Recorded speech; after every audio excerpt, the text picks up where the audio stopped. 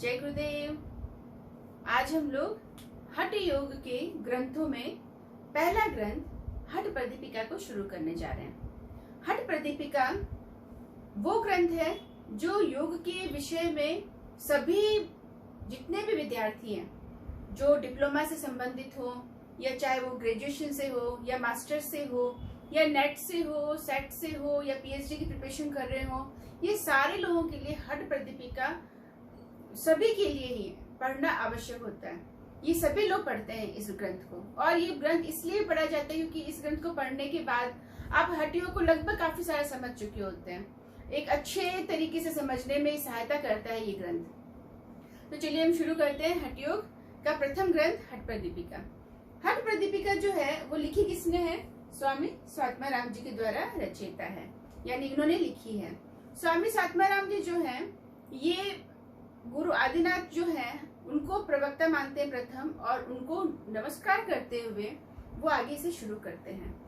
इसके 4 उपदेश स्वामी स्वात्माराम जी यहाँ पर 4 उपदेश देते हैं। कितने? 4 उपदेश देते हैं। यहाँ पर 4 उपदेश, इनके 4 उपदेश हैं, और ये हठ योग के 4 अंग मानते हैं। 4 अंगों को, जैसे हम अष्टांग योग पढ़ते हैं ना, अष्टांग योग में 8 अंगों को परिपूर्ण करते हुए हम अष्टांग योग को पूर्ण करते हैं। ठीक उसी प्रकार से हठ योग के अंदर ये कहते हैं कि भाई ये 4 अंगों को अगर आप पूर्ण रूप से सिद्ध कर लेते हैं तो आप हठ योग को पूर्ण रूप से सिद्धि आपकी हो जाती है। कौन कौन से 4 अंग है? तो वो कहते हैं पहला आसन, फिर कुंभक,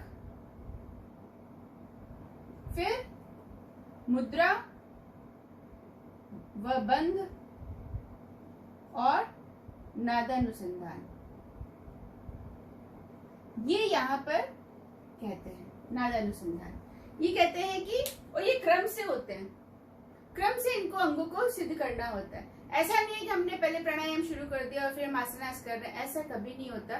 पहले आप आसनास को सिद्ध करेंगे, फिर आप प्राणायाम को सिद्ध करेंगे, फिर मुद्रा बंद साथ में लगेंगे, वो सिद्ध होंगे, तब कहीं जाके नादानुसंधान आपका सिद्ध होगा। इस तरीके से ये आगे से आगे अंगों को पूर्ण रूप से किया जाता है, सिद्ध किया जाता है। इन्होंने 4 अंग बोले हैं। हम 4 उपदेश बताए हैं इन्होंने। प्रथम उपदेश के अंदर हम आसन पढ़ेंगे। और क्या पढ़ने वाले हैं प्रथम उपदेश में हम? तो प्रथम उपदेश में उन्होंने उपयुक्त स्थान बताया है। उपयुक्त स्थान बताया किस चीज का? कि भाई साधक कैसे, किस जगह पे साधक को रहना चाहिए जब वो हठ योग की साधना कर रहा है, हठ योग को शुरू कर रहा है, तो उसको किस जगह पे रहना चाहिए, कैसी जगह होनी चाहिए, उसके बारे में बात की गई है। फिर साधक और बाधक तत्व के बारे में बताया है। फिर उन्होंने कहा है कि भाई देखो साधक और बाधक तत्व भी आते हैं आपके। अगर आप योग साधना में, हठ योग की साधना आप शुरू कर रहे हैं तो आपको उसमें ध्यान रखना होगा कि आपके बाधक तत्व भी आपके आएंगे तो उनको भी कैसे दूर करना है, साधक तत्व भी आपको संभाल के रखना है ताकि आपकी साधना में आगे बढ़े।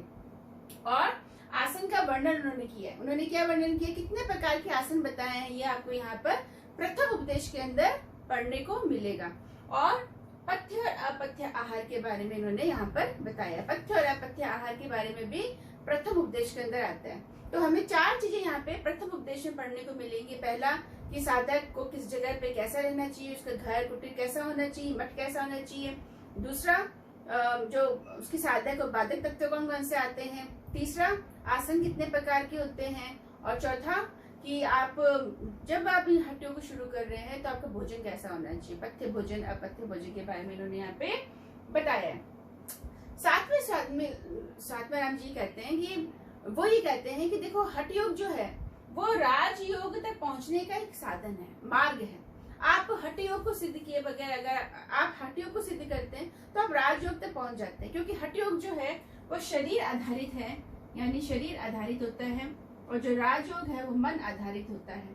तो आप शरीर आधार से होते हुए मन आधार तक पहुंच जाते हैं, मन तक पहुंच जाते हैं, ऐसे यहाँ पर बताया गया है। स्वात्माराम जी एक बात और कहते हैं, वो ये कहते हैं कि हठ योग जो है ये करने से ही सिद्ध होता है। ऐसा नहीं है कि आप सिर्फ बातें कर रहे हैं और आपने सिर्फ सुन लिया तो आपका हठ योग सिद्ध हो जाएगा, आपका योग सिद्ध हो जाएगा। अभ्यास के करने से ही आपको अनुभव प्राप्त होता है। वही अनुभव आपको आगे अपनी योग साधना में और उन्नति करवाता है। तो यहाँ पे बात महत्वपूर्ण है, ध्यान रखने योग्य है। हम लोग जो अपनी जो क्लास हमारी जो चलने वाली है हठ योग की, वो सारी प्रैक्टिकल नहीं है, थ्योरेटिकल क्लास है। हम यहाँ पे सारी सब्जेक्ट जो भी योग के ग्रंथों को पढ़ेंगे वो हम थ्योरेटिकल पढ़ने वाले हैं। प्रैक्टिकल करने के लिए प्रैक्टिकल क्लासेस अलग होती है। तो हम यहाँ पे सिर्फ थ्योरी के बारे में बात करेंगे, कैसे आसनास के बारे में बताया, कौन कौन से आसनास के बारे में बताया, इसका आपको विशेष ध्यान रखना है। ठीक है, शुरू करते हैं हम लोग आज अपना प्रथम उपदेश। प्रथम उपदेश में उन्होंने क्या बताया है, उन्होंने कहा है, स्वामी सात्माराम जी ने जो प्रथम उपदेश है वो कितने श्लोक का है? 67। कितने? 67। 67 श्लोक का आपका प्रथम उपदेश पूरा होता है। 67 उद्देश्य जो श्लोक हैं वो पूर्ण होते हैं। अब हमको क्या ध्यान रखना है, पहला हम टॉपिक पढ़ते हैं उपयुक्त स्थान। वो ये कहते हैं कि भाई जो साधक है, ठीक है, अब जो योग साधना शुरू कर रहा है, भाई ठीक है, वो योग साधना शुरू करने जा रहा है, हड्डियों की साधना शुरू करने जा रहा है, तो ऐसा तो नहीं है कि जो जीवन में चल रहा है उसके वही उसी से सिद्ध हो जाएगा। कुछ तो उसको परिवर्तन करना पड़ेगा, कुछ तो उसको अनुशासन में आना पड़ेगा, कुछ तो उसको नियम पालन करने पड़ेंगे। तो बोलते हैं कि पहले उसको अपने रहने की, अपने जहां पर वो साधना करना चाहता है वो जगह निश्चित होनी चाहिए।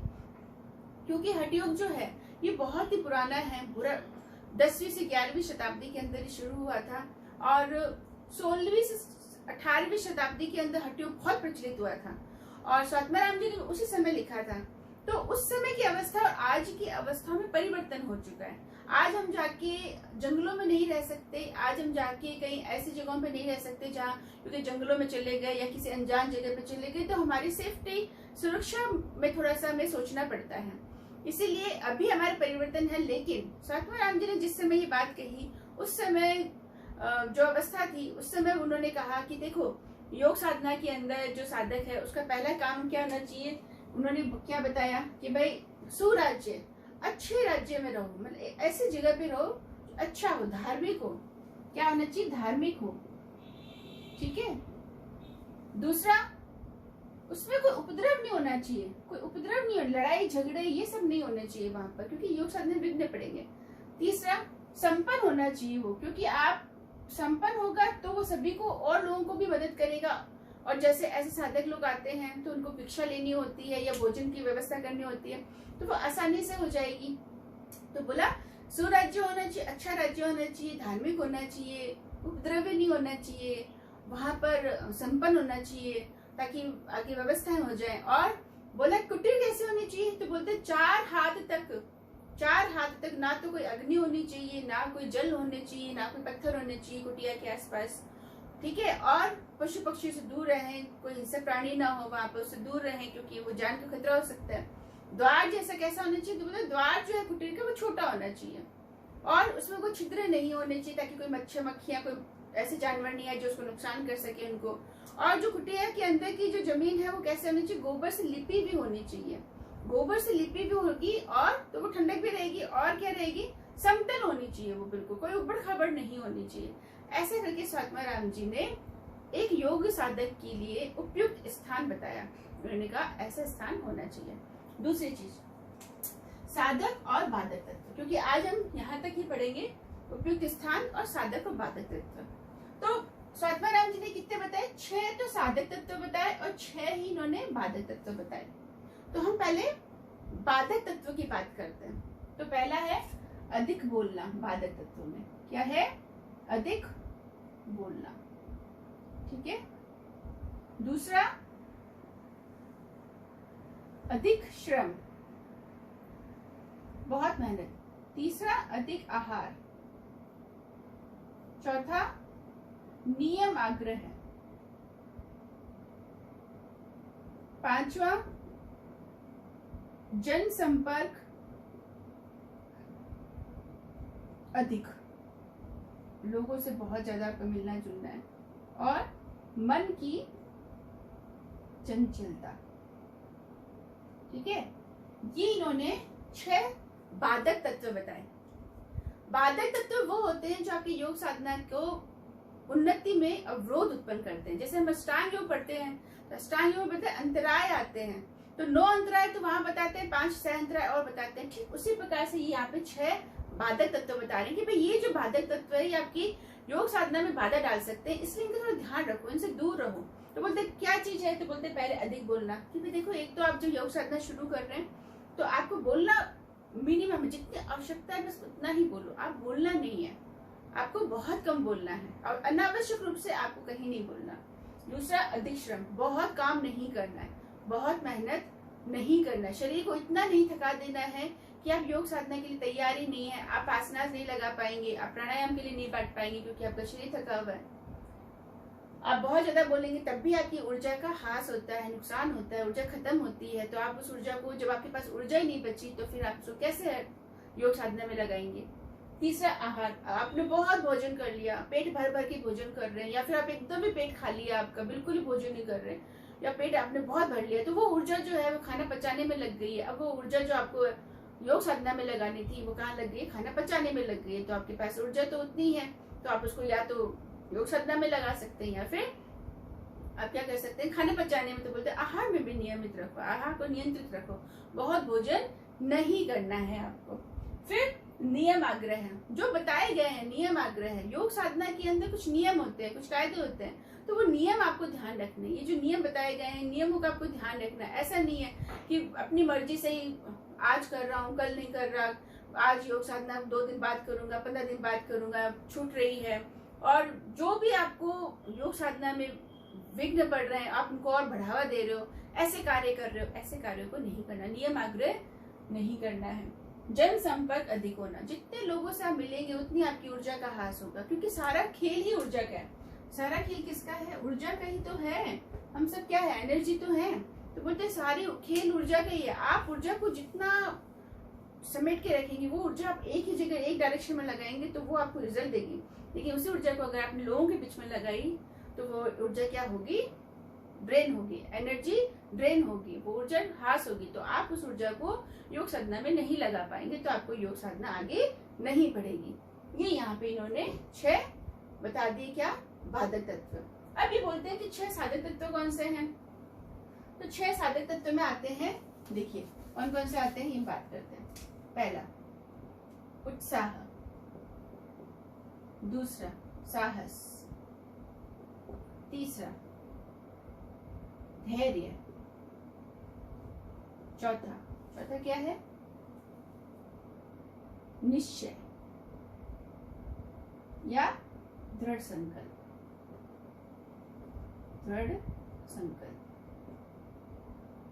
ठीक है।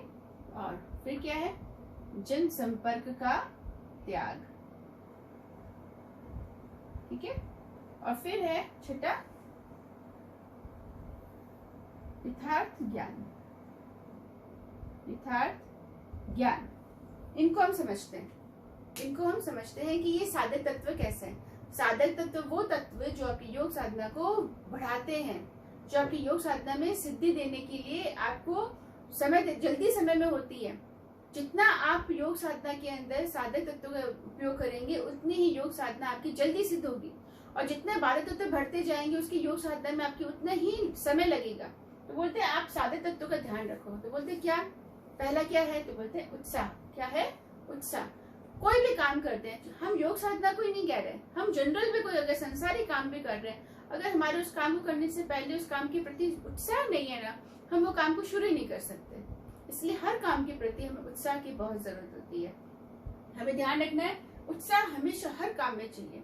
अगर आपके पास उत्साह नहीं है किसी काम को करने के लिए, आप वो काम शुरू ही नहीं कर पाएंगे। तो बोलते काम आपको योग साधना शुरू करनी, आपको उत्साह होना चाहिए कि भाई मैं हठ योग की साधना शुरू कर रहा हूँ, ये मेरे उत्साह के साथ करना है। सेकंड, साहस। जब हम योग साधना कर रहे होते हैं तो कभी कभी ऐसी मानसिक स्थितियां बदलती है, शरीर की अवस्थाएं बदलती है, मानसिक अवस्थाएं बदलती है, अलग अलग तरह के विचार आते हैं। उन सबको हटा के वापस योग साधना में लगने के लिए साहस की जरूरत होती है। क्योंकि हम जब साहस हमारा कब टूटता है, जब हम कोई काम कर रहे होते हैं लगातार और फिर उसमें विघ्न पड़ जाते हैं और फिर हमारे वापस उतनी उन्नति नहीं हो पाती या वो चीज नहीं मिल पा रही होती है जो चीज हमें चाहिए होती है। तो हम क्या करते हैं, हमारा साहस टूटने लगता है। तो कहते हैं वो साहस को टूटने नहीं देना, आप लगातार साहस रखिए और उस काम को कंटिन्यू कीजिए। योग साधना के अंदर साहस की भी उतनी जरूरत होती है। साहस को बनाए रखना है और निरंतर योग साधना करते रहना है। तीसरा, धैर्य। धैर्य क्या है, धैर्य संयम, धैर्य पेशेंस, ध्यान रखना है। ठीक है, आज आप कर रहे हैं, हो सकता है कुछ लोगों को जो आपके साथ वाले हैं जिन्होंने योग साधना शुरू की और उन्होंने 6 महीनों के अंदर या 3 महीने में उसको योग साधना सिद्ध हो गई, हो सकता है आपको नहीं हुई, तो आपका धैर्य टूट सकता है। तो बोलते हैं योग साधना में समय लगता है, बहुत समय लगता है। और जैसे क्योंकि हमने पतंजलि योग दर्शन में पढ़ा है मृदु मध्य अधिमात्र, ये कौन से होते हैं? ये योगी की अलग अलग योगियों की अवस्था होती है। कोई मृदु टाइप के योगी होते हैं, कोई मध्य वाले योगी होते हैं, कोई कैसे अधिमात्र वाले होते हैं। तो मृदु वालों को अधिमात्र वालों से लेट सिद्धि होती है। क्यों? क्योंकि उनकी स्पीड, उनकी गति इतनी है। तो हर एक योगी की अपनी अपनी अवस्था, अपनी अपनी गति होती है योग साधना के अंदर। तो आपको ये ध्यान रखना है कि धैर्य रखना है कि ठीक है, मैं अपना कार्य निरंतर कर रहा हूँ, अपना कार्य नियम से कर रहा हूँ, मेरा आज नहीं तो कल अपना हो जाएगा। उसके लिए जल्दबाजी नहीं करना, जल्दबाजी नहीं करना कि आज नहीं तो मैं बस मुझे तो 1 महीने के अंदर सिद्धियां प्राप्त कर लेनी है, 3 महीने में सिद्धियां प्राप्त कर लेनी है, ऐसा नहीं होता। धैर्य रखना बहुत जरूरी है, वरना आप योग साधना के मार्ग से अलग हो जाएंगे, छूट जाएगी आपकी योग साधना। ठीक है। फिर है निश्चय, या फिर हम दृढ़ संकल्प कह सकते हैं। निश्चय यानी कि मुझे करना ही करना है। हो सकता है जो रिजल्ट आपको चाहिए वो रिजल्ट योग साधना में नहीं मिल रहा है अभी आपको, हो सकता है कि आपका दृढ़ संकल्प टूट जाए, आपको लगे कि मेरा काम हो नहीं रहा, मेरी योग साधना में कोई सफलता नहीं मिल रही, शायद मैं सही नहीं कर रहा, या बहुत सारे संशय आ सकते हैं अपने कार्य को लेके कि शायद ये सही नहीं है या फिर मेरे लिए नहीं है। बहुत तरह के विचार आते हैं नेगेटिव, जो हमारी योग साधना को, गति को कम कर सकते हैं। तो बोलते हैं दृढ़ निश्चय रखो आप अपने कार्य के अंदर, क्योंकि आपके गुरु ने आपको ये बात बताई है, तो आप अपने गुरु पे विश्वास करते हुए, दृढ़ संकल्पित होते हुए इस कार्य को करते रहिए। फिर आता है जन संपर्क का त्याग। वही, क्योंकि बाधक तत्व है तो इसको आपको सबसे पहले हटाना है कि भाई लोगों से मिलना ही नहीं है ज्यादा। आपको लोगों से जितना मिलेंगे उतनी एनर्जी डिस्ट्रॉय होगी, एनर्जी डिस्ट्रॉय होगी तो आपकी ये साधना, तो जन संपर्क का त्याग ही कर देना है। जैसे जन संपर्क का त्याग करेंगे वैसे ऊर्जा आपकी इकट्ठी होती जाएगी, आपकी ऊर्जा, आपके विचार संयमित होते जाएंगे, विचार ज्यादा नहीं बनेंगे, क्योंकि विचार हमारे लोगों से मिलते ही बनते हैं। जितना कम आप विषयों से कनेक्ट रहेंगे उतना ही आपका विचार कम बनने लगते हैं, क्योंकि हमारे विचार किससे बनते हैं? विषयों से तो बनते हैं। तो विषयों से आप और जनसंपर्क क्या विषय तो है, विषयों से अलग होते ही हम क्या होते हैं, हमारी इंद्रियां नियंत्रित होने लगती है, संयमित होने लगती है। फिर है यथार्थ ज्ञान, बहुत इंपॉर्टेंट है। यथार्थ ज्ञान क्या है? वास्तविक ज्ञान को लेकर चलना है। ऐसा नहीं है कि आप किसी की भी बात सुन के, कुछ भी सुन के और आप योग साधना को शुरू कर दिए। योग साधना को शुरू करने के लिए हठ योग के अंदर सारे ग्रंथों में, हठ योग के जितने भी ग्रंथ है उसमें गुरु और शिष्य की एक जो आपस में संबंध है उसको बहुत महत्वपूर्ण बताया। उन्होंने कहा था गुरु और शिष्य का आपस में विश्वास और संबंध इतना महत्वपूर्ण है जिससे ज्ञान मिलता है। गुरु ज्ञान देता है और शिष्य ज्ञान लेता है, उसके आधार पे हठ योग की सिद्धियां होती है। तो बोलते हैं गुरु और शिष्य, क्योंकि मत्स्येंद्रनाथ जी ने गोरखनाथ जी को ज्ञान दिया, गोरखनाथ जी ने फिर आगे अपने शिष्य को ज्ञान दिया। इसी तरीके से नाथ संप्रदाय का विस्तार हुआ और इसी तरीके से हठ योग का इतना संप्रदाय का इतना बड़ा विस्तार हुआ था। तो गुरु शिष्य की परंपरा ही चलती है, तो ज्ञान हमेशा गुरु शिष्य से ही मिलता है। तो यहाँ पे बोलते हैं यथार्थ ज्ञान के साथ चलो। गुरु ने आपको जो बोल दिया आप उस पर विश्वास करते हुए चले, और अन्यथा अन्य लोगों पे विश्वास करते हुए ना चले कि भाई हाँ इसने ये बोला मैं ऐसे कर लूँ तो ये हो जाएगा, इसने बोला ये साधना कर लो, ऐसे नहीं। आपके गुरु ने आपको क्या बोला है, आपके गुरु ने आपको क्या सिखाया, आपके गुरु ने आपको क्या मार्गदर्शन दिया, आप बस उसी को ही फॉलो करें हठ योग के अंदर। तो ये हमारे 6 साधक और 6 बाधक तत्वों को आज हमने पढ़ा। हमारी अगली कक्षा के अंदर हम लोग आसनास को, पथ्य और अपथ्य आहार को पढ़ने वाले हैं। अगर आपको मेरा वीडियो पसंद आया तो आप लाइक एंड शेयर कर सकते हैं, और अगर आपको हठ योग के और ग्रंथों का अध्ययन करना है तो मेरे चैनल को सब्सक्राइब कर लीजिएगा। धन्यवाद।